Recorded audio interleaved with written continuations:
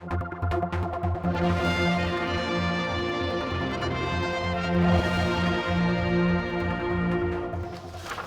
like to give an introduction of where we are and the purpose of this budget presentation.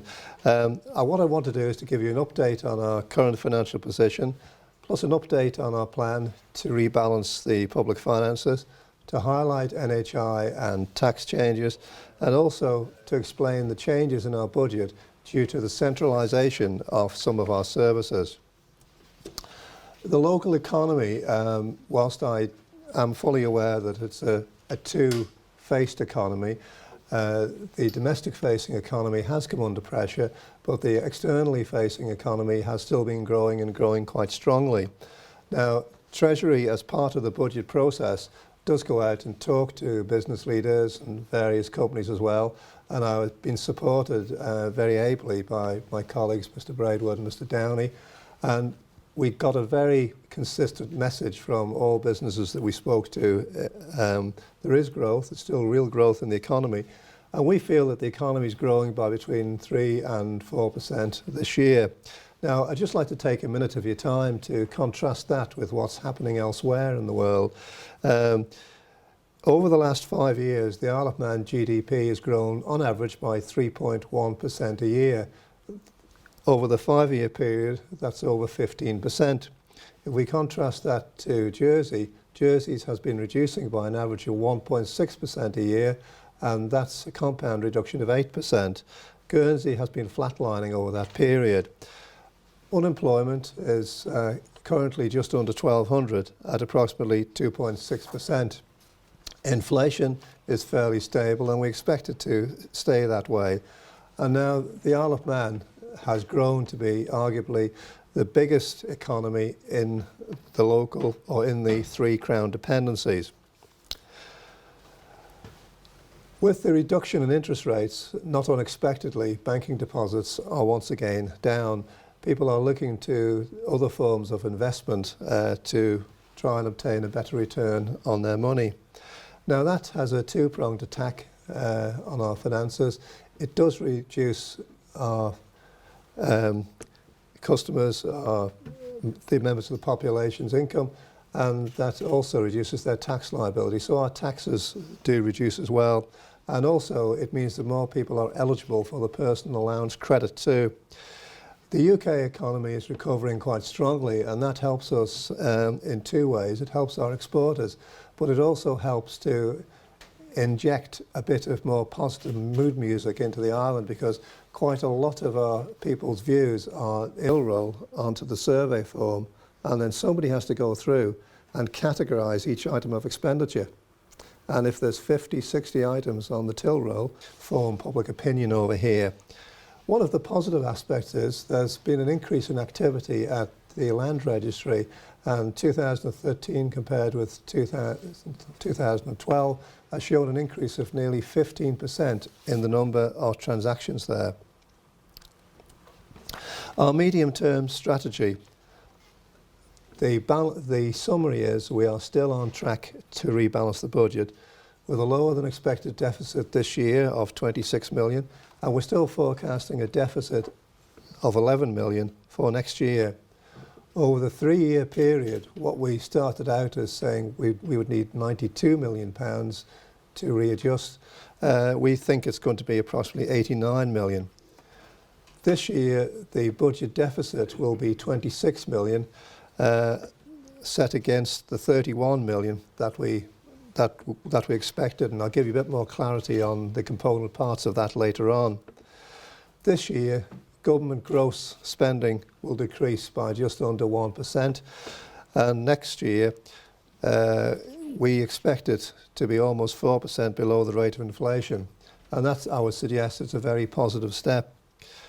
Employee costs are down 3.4 million on a like-for-like basis with 2013-14. Over 550 posts and 600 jobs have been lost since the peak in 2010. Once again, government is ahead of target.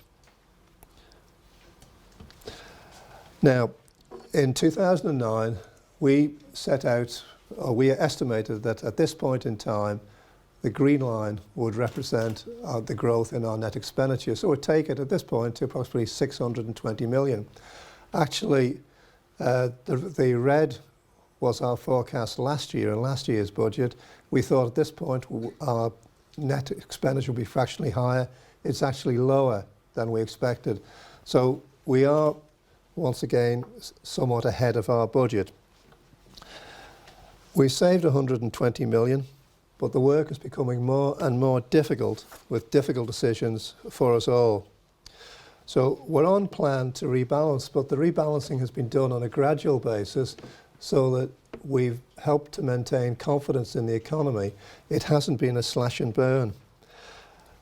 There have been claims that government is not doing its part by getting smaller, but we have. We've demonstrated that we are cutting our headcount, we are focusing on frontline services, and that we are delivering. What we do recognise is that if we increase our charges, at times it's counterproductive, and the actual cash income that we receive goes down. Gross spending is falling, as I mentioned before, and this is quite an interesting illustration. We're coming down again on a gross basis, but the interesting thing is the percentage of our expenditure represented by our GDP. We're coming down to approximately 25% of GDP. We're coming down to 20% of GDP from what started out 4 years ago as 25%. So we're making steps in cutting back our expenditure. The UK spends 46% of its GDP on public services, Jersey 20%, and the Isle and Guernsey 19%. So in summary, the Isle of Man is taking less of the economic cake. Capping of our staff costs continues, and controlling the costs have been a major part of our rebalancing. In other words, if pay rises would have taken us to around £370 million if we had done nothing. So far we've lost, as I mentioned, 550 posts, and this has saved approximately £22 million a year. But it's causing pressure on pay.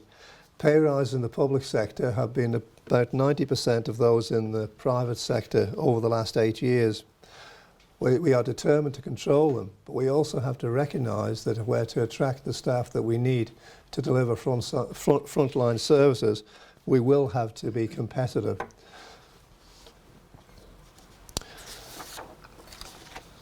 Staff numbers are falling.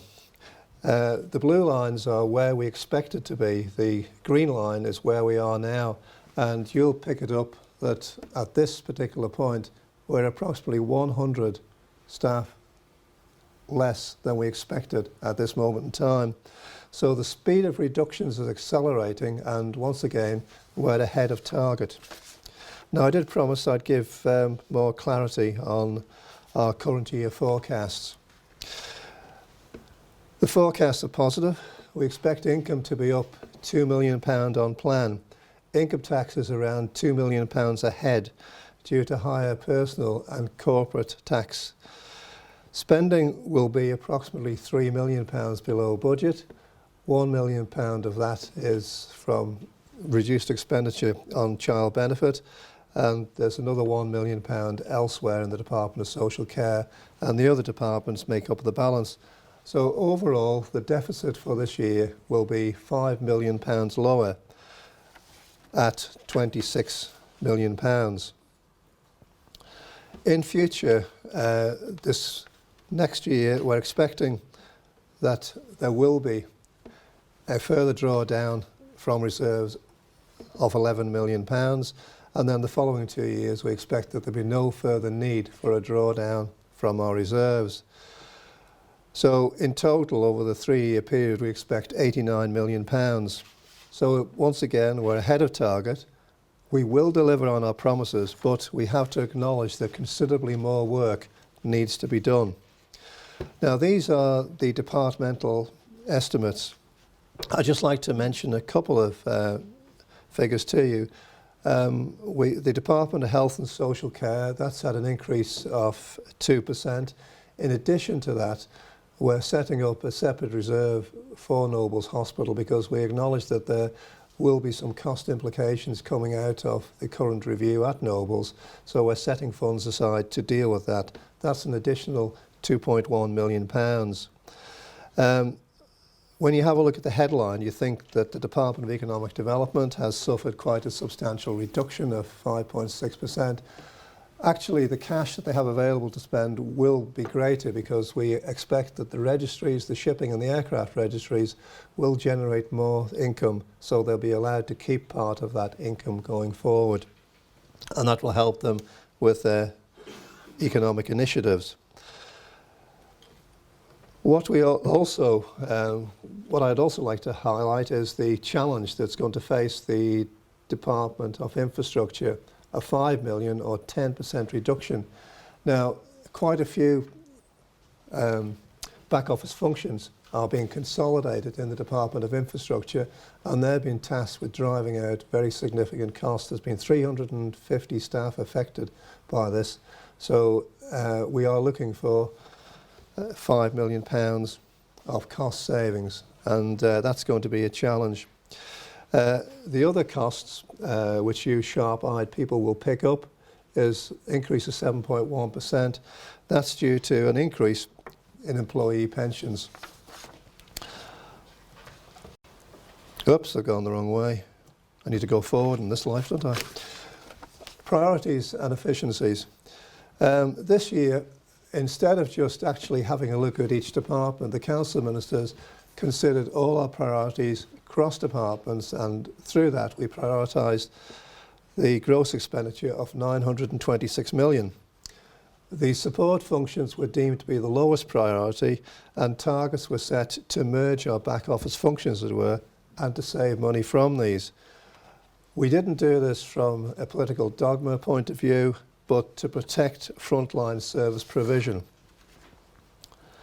Moving on to benefits. Overall, the benefits growth has been contained within the rate of inflation, 3%. As already been mentioned, we'll be targeting child benefit, and this is new. We'll be reducing the Christmas bonus to £40 from £82.50. That will save £1 million.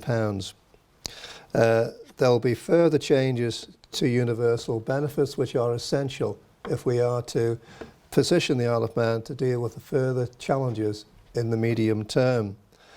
The sewerage charge, which has proved to be quite controversial, is going to be levied at £50 per property. If I could just set that in context, in the capital scheme this year, we're proposing capital expenditure on the IRIS scheme of £100 per head of population. And if you contrast the £50 sewerage charge with the standing charge for a Manx Telecom fixed line, that's £160 a year. I'm not criticising Manx Telecom, far from it, they do a good job, but I'm just trying to set things in context. Our capital expenditure. This year we will deliver nearly 90% of our capital budget, which is up 10% from last year. The year going forward will represent a large capital expenditure scheme, the biggest component of which will be IRIS. There'll be further expenditure on IRIS. There will be a 14% increase in our construction spend, and that will help employment in the local construction industry. And we're focusing on this as part of our overall spending programme. The withdrawal of funds from our reserves is inevitably going to have an impact on the total reserves. However, the reductions have been offset by an increase in the value of those funds, which are represented by increases in stock market valuations over the year. We anticipate that the drop by 2015 will be £200 million. But we don't expect that the reserve fund, this is our day-to-day fund, will drop below 300 million by 15-16. Now, just to give you a heads up of where the individual reserve funds are, biggest reserve is, as you'd expect, the National Health Insurance Fund. That's gone up £49 million in the year. The Notes Fund backs the banknotes in issue, which has been issued by the Isle of Man government.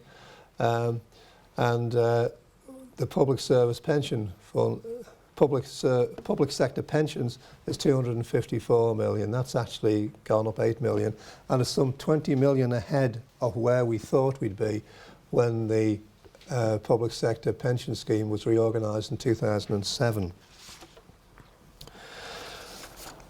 The withdrawal of funds for our day-to-day living expenses has had an impact on our cash reserves, and I just wanted to mention this to you. From 350 million in 2008, the value of the three funds by this March will be over halved to 150 million, and by 2016 will be halved again to around 70 million pounds. Rebuilding these internal funds will be the next stage in the government's rebalancing programme, and to do that we're going to bring out over the next 12 months a new fiscal plan which will deal with the medium term and longer finances of the island, and as part of this there'll be more difficult decisions which cannot be avoided if we're going to deal with the increased cost of health and social care and of course the ageing population. Taxation, as Harold Wilson once said, the pound in your pocket. The 10 and 20% rates stay unchanged. The personal allowances now rise by 2% to £9,500. All other allowances and reliefs stay unchanged with the exception of a reduction in age allowance. We feel it's only fair that more wealthy pensioners who've been protected from high inflation to a certain extent by the indexation of benefits and pensions bear some of the cost to finance an increase in the personal allowance for all. The value of pensions, Isle of Man state pensions as it were, and benefits has gone up by 22% in the last 5 years, whereas the average wage has gone up by less than half of that figure, and I think that gives a good indication of the pressure on household expenditure. The personal allowance will stay unchanged at £500 per person, but I just want to give notice that this will be reviewed as part of the overall review of benefits which is currently underway. So we'll be bringing in a new fiscal strategy for 2015 to 20. And its objectives are quite clear, really, quite straightforward. We need to rebuild capital transfers, or the capital fund. At the moment, we're putting £30 million per annum into the capital fund.